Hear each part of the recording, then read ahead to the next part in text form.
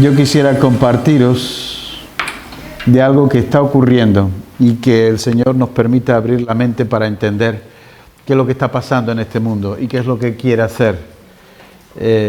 Hay que aprender a discernir los tiempos y estamos viviendo tiempos extraños.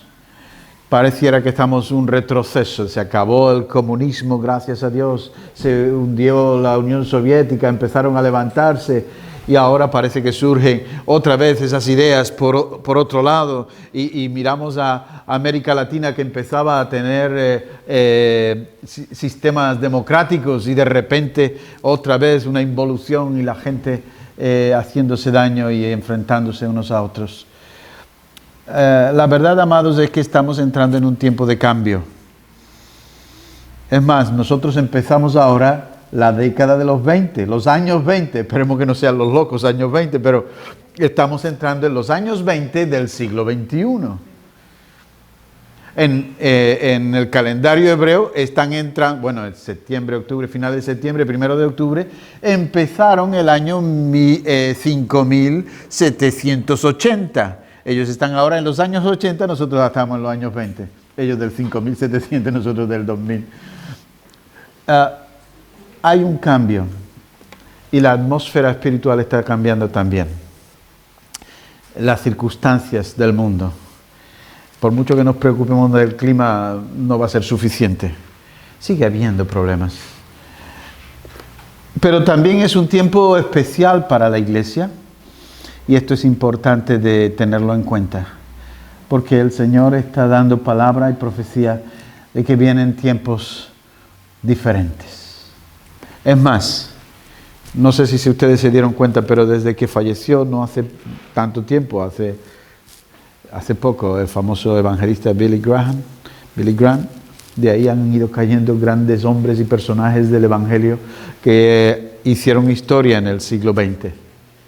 Y ya no están. Hoy, no sé si lo habrán leído, hoy ha fallecido Reinhard Bonnke, el evangelista más grande que ha existido en la historia. Reinhard Bonnke, cuando hacían campaña evangelística recibían tarjetas de la gente que hacía profesión de fe y que daba su dirección y que querían seguir. Y tenían recogido en la última etapa del evangelismo, llevaban más de 70 millones de personas que habían recibido al Señor a través de ese ministerio. Oiga, y cuando hacía conferencias, si han visto algunas de sus fotografías, había reuniones de 1 millón de personas y más. Dios lo usó y ahora el Señor se lo lleva. Lo cual significa que se está acabando una etapa y está empezando otra.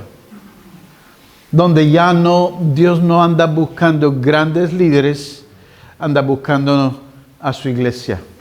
Él ha usado grandes líderes, seguirá usando líderes, pero déjenme que les diga una cosa, lo que Él va a usar en este tiempo es a su iglesia. Y para eso espera contar contigo y conmigo. Y es verdad que ni tú ni yo somos grandes, ni líderes, ni gran cosa, pero somos los instrumentos que Él ha decidido usar para transformar y conmover todo lo movible, para que quede solamente lo inconmovible. Por lo tanto, tenemos que estar alertas.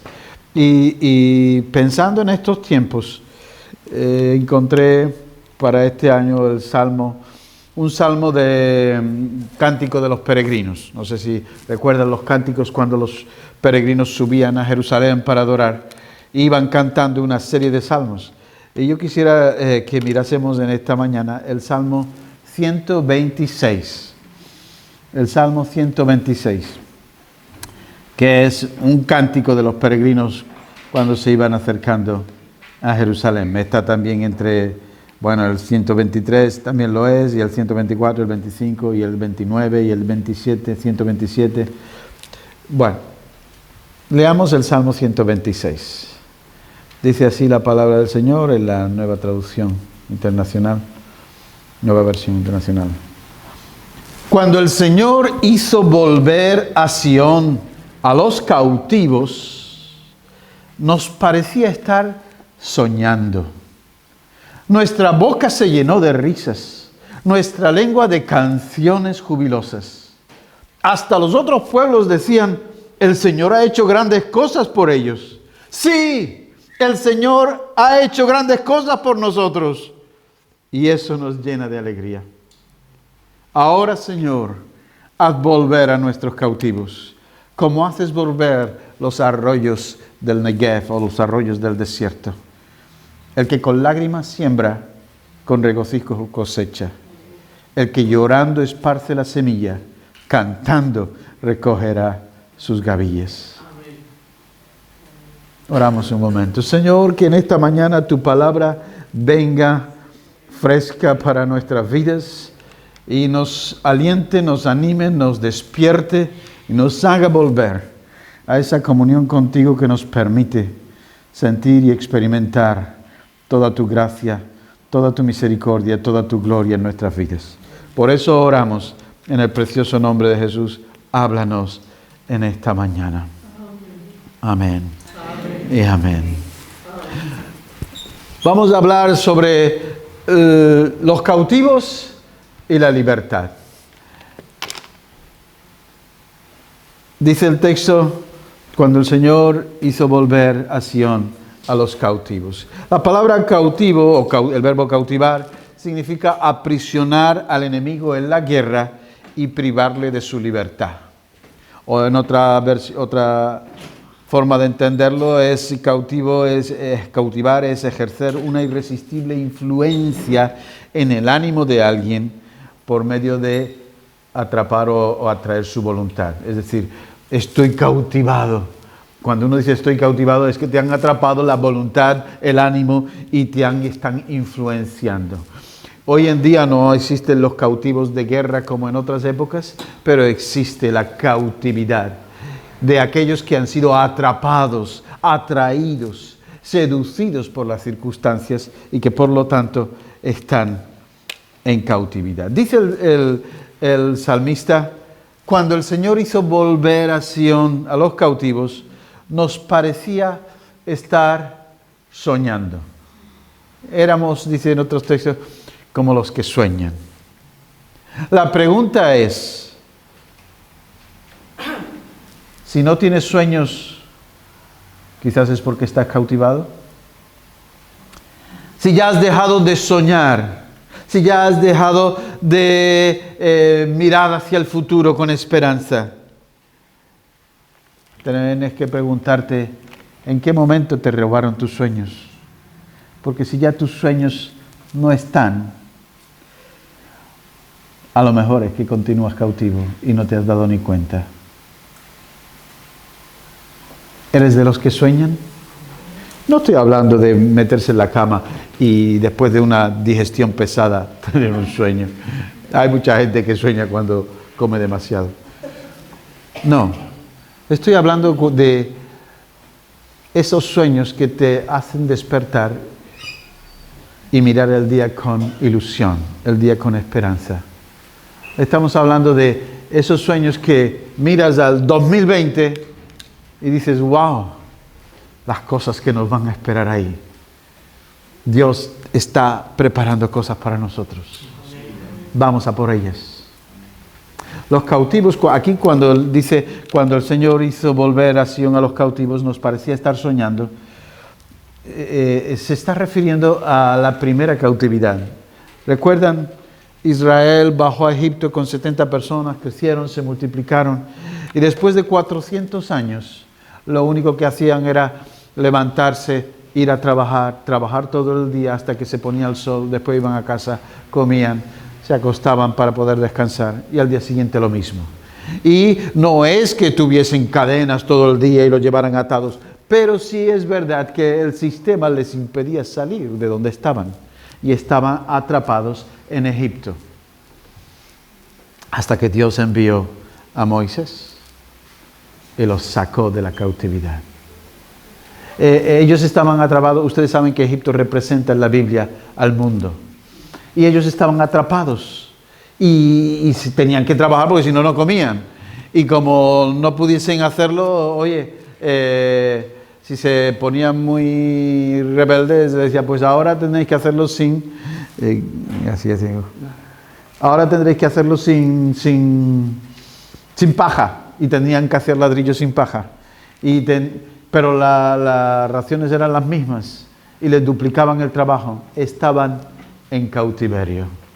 Y amados, cuando el Señor, por medio del sacrificio del Cordero, y cuando ellos sacrificaron aquella noche especial en la que el ángel exterminador pasaba por Egipto, sacrificaron el Cordero y pintaron los dinteles de las puertas con la sangre del Cordero. El Señor pasó de largo y a la mañana siguiente estaban saliendo en libertad. Yo me preguntaba muchas veces por qué pintaron los dinteles de la puerta y por qué no pintaron los de las ventanas.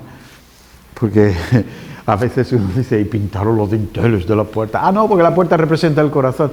No. ¿Saben lo que leí en una revista reciente de historia? Resulta que han descubierto las casas de los esclavos en las excavaciones en Egipto.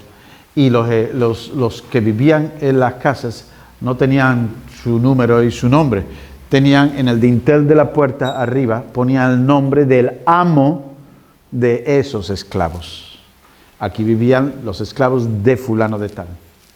Pero cuando ellos cogieron la sangre del Cordero y pintaron el nombre del amo, la sangre lo cubrió y de allí no se sabía ya de quién eran. Eran propiedad del que los había comprado con sangre. Y en este día, cuando salen, ellos hacen memoria, van a Jerusalén, están recordando en su peregrinaje la cautividad. Dice, cuando el Señor hizo volver de Sión a la cautividad, nos parecía estar soñando. Iban flotando, no tocaban el suelo. Dice, nuestra boca se llenó de risas y nuestros labios de alabanza. ¿Por qué? Porque estaban siendo liberados. Y cuando tú recuerdas el día en que el Señor te llamó de las tinieblas a su luz admirable, cuando tú recuerdas cuando le dijiste, Señor, sí, yo quiero, yo te necesito, libérame de mi vida anterior, libérame de mi pecado. ¿Sabes lo que ocurrió? Yo recuerdo en mi propia vida, parecía que no pisaba el suelo.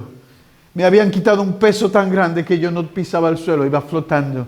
Porque Cristo había venido y se había llevado la carga, el pecado y la culpa. Y me había liberado de la esclavitud de Egipto. Éramos como los que sueñan. Y soñaba tantas cosas. Yo quiero servirle, yo quiero andar con Él, yo quiero caminar cerca, yo quiero experimentarlo. Pero miren, hay una historia terrible porque aunque el pueblo fue liberado de la esclavitud de Egipto, existieron otras esclavitudes. Y aunque salieron de Egipto y iban riéndose sin saber, ¿no te ha pasado eso de reírte sin saber por qué te ríes, pero sientes el gozo del Señor en tu vida? Bueno, la segunda esclavitud o la segunda cautividad no fue de 400 años, pero sí fue de 40 años. 40 años el pueblo de Dios que había sido rescatado por la sangre del Cordero y que con mano poderosa Dios lo había sacado, lo que ocurrió fue sencillamente que de repente les entraron dudas. De repente se acordaban de lo bien que vivían en Egipto. Allí comíamos cebollas y ajos y aquí comemos un pan liviano. Y no se dieron cuenta de que ese pan que venía cada día del cielo era el maná que Dios les enviaba. Bueno, y cuando fueron a poseer la tierra prometida, la bendición de Dios para sus vidas y su descendencia, la bendición del Señor, la tierra que fluía leche y miel, la tierra donde no tendrían que plantar las viñas porque ya estaban plantadas, la tierra donde ellos solamente tendrían que hacer frente al enemigo, pues resulta que dijeron, pero allí hay gigantes. Pero son altísimos, nosotros somos como langostas al lado de ellos. Y tuvieron temor, y tuvieron miedo. Y estuvieron 40 años dando vueltas por el desierto. Perdón.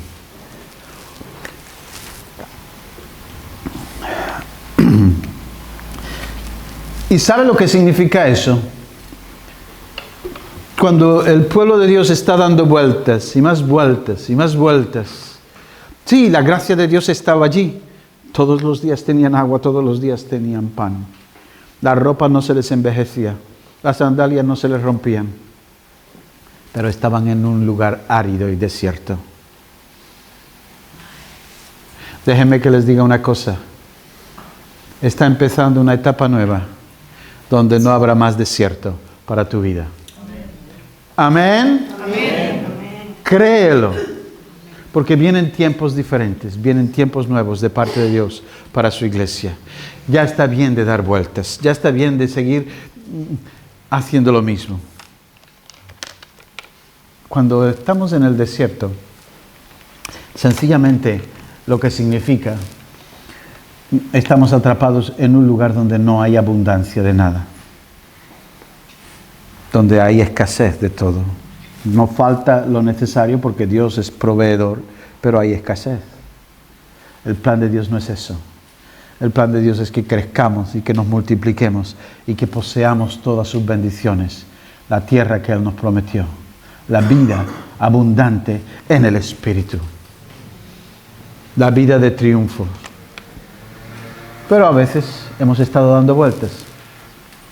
El apóstol Pablo le decía a los corintios: habiendo entre vosotros iras, pleitos, contiendas, disensiones, enemistades, ¿no sois niños espirituales? ¿No sois carnales? Porque si hay estas cosas, es que sois carnales. Por eso yo no os pude dar a comer vianda sólida, sino tuve que dar a beber leche. Porque sois niños. Y el alimento sólido es para aquellos que han alcanzado madurez y han empezado a discernir con sus sentidos los tiempos y las sazones que Dios puso en su propia voluntad. Y entonces el problema está en que cuando yo creo que lo sé todo, cuando yo creo que mi vida va maravillosa y que todo va bien, a lo mejor estoy dando vueltas en círculo. Porque tienes que haber luchas, pero tiene que haber victorias. Cuando cruzaron el Jordán, empezaron a tener luchas, pero también victorias. Empezaron a tener dificultades, pero triunfos. Y dejaron de comer maná porque Dios les proveía de lo que la tierra les daba. Tenemos que entender esto, amados. Hay una situación que tenemos que comprender. Ser maduros espirituales no significa que yo oro mucho, leo mucho, voy mucho a la iglesia, doy mis diezmos y mis ofrendas, que está bien y todo eso hay que hacerlo. Ser maduro espiritualmente es dejar de ser niño espiritual. Dejar de ser un niño espiritual es dejar de pelear, de confrontar, de tener ese ego que quiere imponerse siempre. Cuando yo le pregunté al Señor eso de qué significa ser maduro, estaba leyendo 1 Corintios 13. Y Pablo dice ahí, cuando era niño, hablaba como niño, pensaba como niño y juzgaba como niño. Pero cuando ya fui adulto, cuando ya fui maduro, dejé las cosas de niños. Y yo le pregunté, Señor, ¿y qué significa eso de dejar de ser niño para tener las cosas de adulto? Y el Espíritu Santo me dijo al corazón, ¿y cómo lees? Por lo que leo, cuando era niño, hablaba como niño, pensaba como niño, juzgaba como niño. 1 Corintios 13. Pero cuando ya fui adulto, dejé las cosas que eran de niño. Bueno, Espíritu Santo, y entonces, ¿cómo uno deja de hablar, de pensar y de juzgar como niño? Sigue leyendo. Y seguí leyendo y el texto dice, y ahora permanecen tres cosas: la fe, la esperanza y el amor. Estas tres cosas, y la más importante de ellas es el amor. Lo cual significa, digo, ¿qué quieres decirme? Que cuando hablas como niño, no hablas con fe. Cuando piensas como niño, no piensas con esperanza. Y cuando juzgas como niño, no estás juzgando con amor. Entonces los maduros, sí, los maduros hablan con fe, piensan con esperanza, juzgan con amor. Desde entonces descubrí que para madurar tengo que aprender a hablar con palabras de fe. Tengo que aprender a pensar no en negativo, sino a pensar con esperanza. Y tengo que aprender a juzgar a los demás como quisiera que me juzgaran a mí, es decir, con amor. Y si tú haces esas tres cosas, vas a ir creciendo en madurez, porque la gente va a ver a alguien que habla con fe, a alguien que piensa con esperanza, a alguien que juzga con amor. Y eso refleja a Cristo en tu vida. Y eso impide que sigas dando vuelta en el desierto, porque daban vueltas en el desierto porque creyeron que no podrían conquistar la tierra. Porque aunque tenían mucha ilusión cuando salieron de la esclavitud de Egipto, parecía que aquella tierra era buena, pero era imposible esperar vencer a los gigantes. Y cuando miraron a Moisés, lo quisieron apedrear, no juzgaban con amor, querían apedrearlo. ¿Somos cautivos o somos gente libre? Vienen tiempos en que el viento del Espíritu va a volver a soplar de una manera recia sobre la iglesia y tienes que estar liberado, no libre, liberado, porque el Señor ya te hizo libre, pero tú tienes que liberarte para poder ser liberador de otros. Y entonces tenemos que darnos cuenta de esto. ¿El Señor ha hecho grandes cosas con nosotros? ¿Alguien puede decir, el Señor ha hecho grandes cosas en mi vida? Amén. Pues eso me da esperanza para poder esperar mayores cosas. Mayores cosas. Hasta otros pueblos dicen, Dios ha hecho grandes cosas con estos. Sí, Dios ha hecho grandes cosas con nosotros y por eso estamos alegres. Miren el verso 4. Ahora, Señor, ahora. Diga conmigo, ahora, Señor, haz volver a nuestros cautivos. Si he estado cautivado en algo, hazme volver. Si otros de los que amo están en cautividad, hazlo volver. Ahora, Señor, porque estamos entrando en una etapa nueva y es el momento de ver cómo Dios va a hacer cosas que ojo no vio, ni oído nunca oyó, ni ha subido a la mente de ningún corazón, que son las que Dios ha preparado para los que le aman. Y esta iglesia está llamada a ser luz más allá de sus propias fronteras, más allá de las cuatro paredes, más allá de la ciudad de Ceuta. Esta iglesia ha sido llamada para hacer luz a las naciones que están rodeando las costas y tenemos que darnos cuenta de que es un tiempo nuevo y que ese tiempo nuevo viene por andar en fe, hablar en fe, pensar con esperanza, juzgar con amor y movernos hacia aquello para lo cual Dios nos destinó. Es el tiempo de la cosecha. Por eso tenemos que orar a volver a nuestros cautivos. ¿Cómo hace volver los arroyos del desierto? Hay una cautividad más que la cautividad de Babilonia. No les quiero hablar de ella porque se nos va el tiempo, pero el pueblo de Israel se fue cautivo a Babilonia y pocos volvieron. ¿Saben por qué?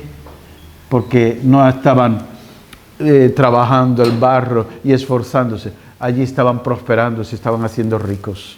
Y entonces, ¿para qué nos vamos a volver a una tierra que era la de nuestros antepasados? Pero que aquí estamos bien. Y pocos volvieron de la cautividad babilónica. Pero los que volvieron, permanecieron. Los demás, ya nadie se acuerda de ellos. Pero saben, ese pueblo estaba allí. Y el salmista dice, Señor, ahora a volver nuestros cautivos, ¿cómo haces volver los arroyos del Negev? Me dejan que les dé una corta clase de geografía. Cuando yo estuve en Israel, el profesor nos enseñó y nos dijo, tenéis que ir a caminar, y nos fuimos a caminar por el desierto de Judea y bajamos de Jerusalén a Jericó por el camino que es desierto, muy interesante. Y es todo desierto. Y llevábamos ya 6 horas caminando y estábamos ya algunos con problemas de zapatos, otros con problemas de pies y cansaditos. Pero de repente, al doblar un recodo de peñas, aparece allí una laguna inmensa, una cascada, y había un montón de niños bañándose en mitad del desierto. Y sorprendido queríamos acercarnos, vinieron 2 chavales, 2 críos, con unos fusiles, y ¿quiénes sois? Tal, lo identificamos. No, están bañándose los niños, tenían su vigilancia. Es que aquí necesitamos refrescarnos. 2 esquinas más para allá. Y seguimos, pero esto es desierto. Sí, pero da la vuelta a las rocas. Dimos la vuelta a la peña, otra cascada de agua y otra lago donde allí no había nadie, y nos metimos todos los estudiantes que pudimos. Y nos preguntamos por qué. Resulta que la tierra de bendición está hecha de tal manera que cuando las nubes suben del Mediterráneo y van y riegan la costa de Israel, pero cuando llegan los montes, las nubes llegan allí y las nubes llueven porque se enfrían, la tierra absorbe el agua, pero no vuelve a correr para el mar, porque resulta que debajo de las montañas hay una pared de pizarra, y cuando cae el agua aquí, entonces choca en el subsuelo con la pizarra y lleva el agua hacia el otro lado, a la zona del desierto. Y de repente tú vas caminando por el desierto y surge un manantial de agua, y Dios hace que surjan manantiales en el desierto. Y eso es sorprendente cuando te lo explica el profesor, y dice, pero ¿cómo puede ser eso? Bueno, Dios preparó su tierra para su pueblo. Y aquí está diciendo, haznos volver como haces volver los arroyos del Negev.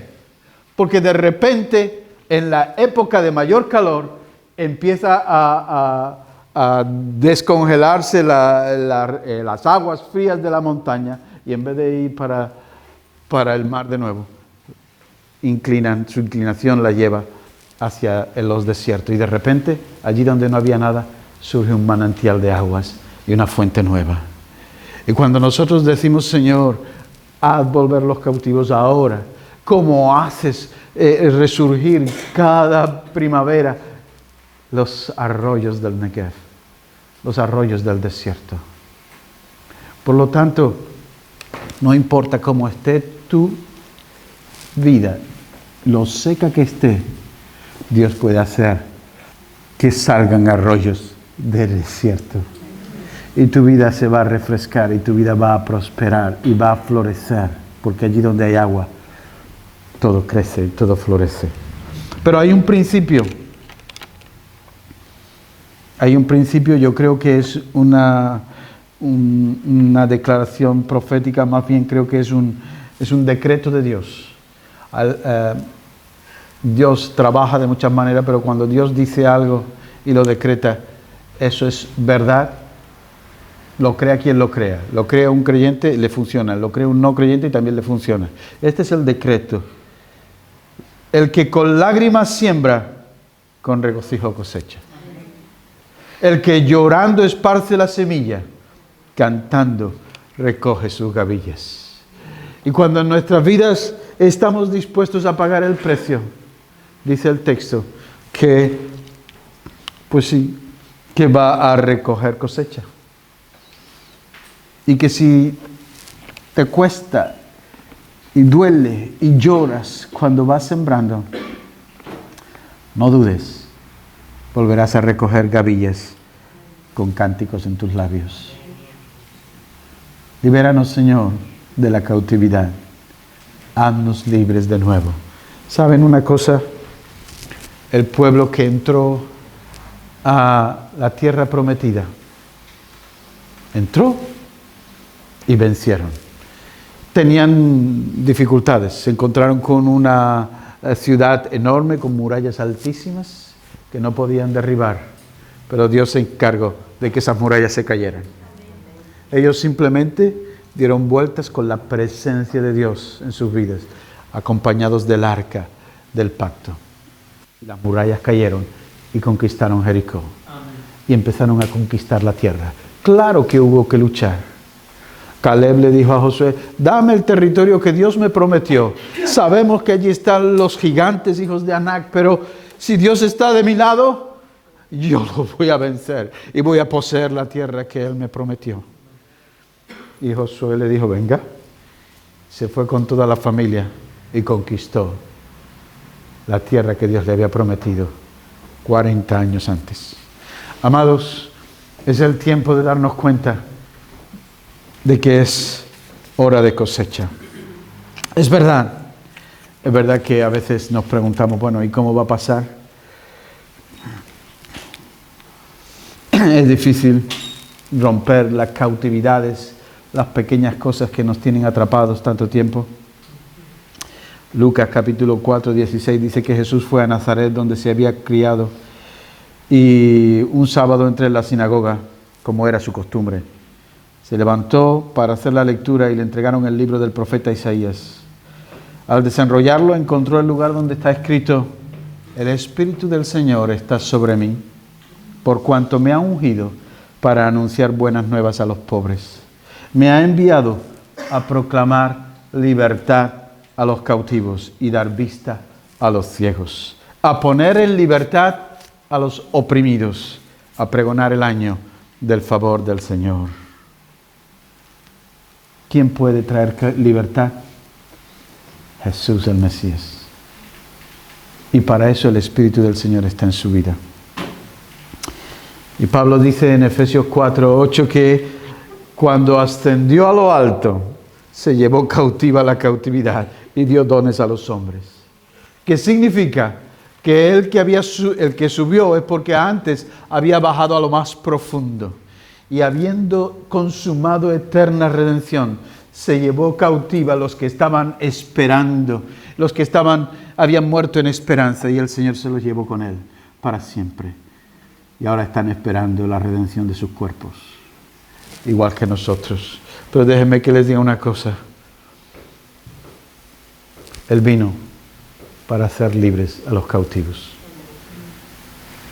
Del mundo, de la iglesia, de Babilonia, del desierto. Él quiere que vivamos en plena libertad. Y ser libres no es hacer lo que a uno le da la gana. Es poder orar con todo el corazón. Señor, venga a nosotros tu reino y hágase tu voluntad. Aquí en medio de nuestras circunstancias, como se hace en los cielos. Y si uno puede orar así, es porque está hablando en fe, pensando con esperanza, juzgando con amor y dejando a que Dios haga la obra en su vida. Si nosotros le dejamos eso, vamos a ver el mover de Dios. Miren, les tengo una palabra, con permiso del pastor. No van a caber aquí, porque son tiempos diferentes. Y algunos de los que están se irán. Pero los que queden van a pelear una batalla y la van a vencer. Se los digo en el nombre del Señor. Esta iglesia volverá a estar repleta. Me encantó ver a los jóvenes aquí, pero es que un día los jóvenes van a llenar todas las sillas y tendrán que hacer otro culto.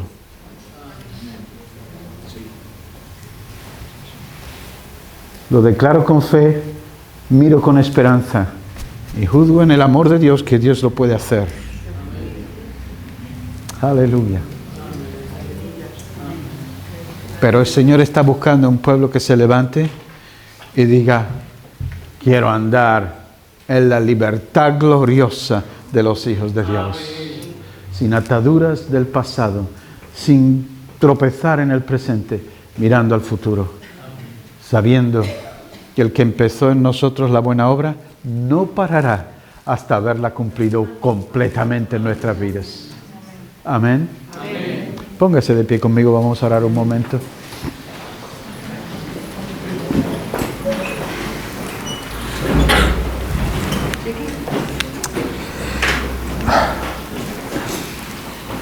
Señor, estamos delante de ti porque tú eres el Dios que nos congrega. Nos hemos reunido aquí en tu santo nombre.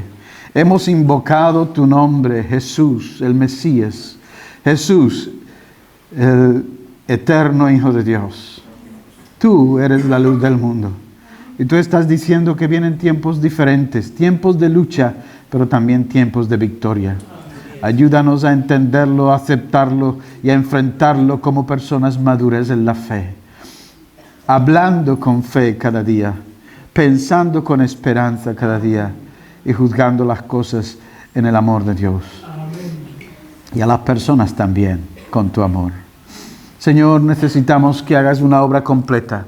Tú has dicho que los que siembran con lágrimas cosecharán con alegría. Irá llorando el que lleva la preciosa semilla, pero volverá cantando al recoger sus gavillas. Y en esta hora nosotros oramos como tu iglesia. Haz de nosotros la iglesia que tú deseas. Haz de esta casa, casa de alabanza para todas las naciones. Haz de este pueblo, el pueblo instrumento en tus manos para llevar las buenas noticias.